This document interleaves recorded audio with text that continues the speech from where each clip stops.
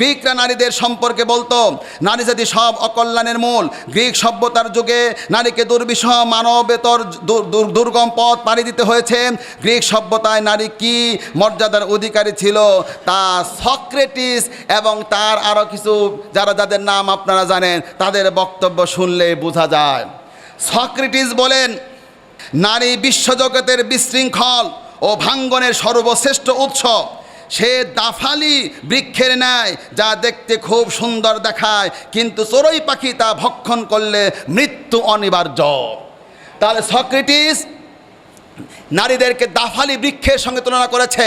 যেই ফলটা দেখতে সুন্দর ছিল, নারী যেমন দেখতে সুন্দর, যে ওইটা ধরে খপ্পরে পড়ে মরে যায়, সক্রেটিস তার সঙ্গে ব্যাখ্যা দিয়েছে নারীর সোহবতে গেলে এই রকম হবে। বোঝাই যাচ্ছে তারা নারীকে কিভাবে দেখেছে।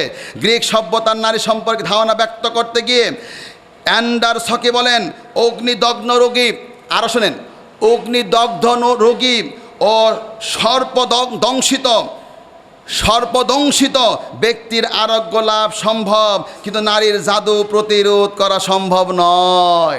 সাপে যদি একজনের কাটে অথবা আগুনে দগ্ধ হয়, তারও চিকিৎসা হয়ে ভালো হওয়া সম্ভব, কিন্তু নারীর যদি তার জাদু খপ্পরে পড়ে যায় তাহলে তার কোনো দিন আর ভালো হওয়া সম্ভব নয়। এইভাবে তারা নারীকে ব্যাখ্যা করেছে।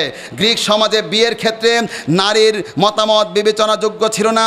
নারীকে তার অভিভাবকের ইচ্ছার কাছে নতি স্বীকার করতে হতো। আমার প্রিয় ভাইরা, ইসলামের দিকে তাকালে আমরা দেখতে পাই ইসলামের ব্যাপার কি। আগে কবুল কি পুরুষ বলে না মেয়ে বলে? ভাই জানেন না, বিয়ে করেন নাই? আগে কবুল কি আপনি বলছেন না মেয়ে বলছে? ইসলামে আগে মেয়েকে বলতে, মা, ও বোন, ও আমার মেয়ে, এই ছেলের সাথেও তুমি এক বলো আগে কবুল কিনা, মানে আমি এটা গ্রহণ করলাম। মেয়ে বলবে আমি এটা প্রত্যাখ্যান করলাম, বিয়ে হবে না।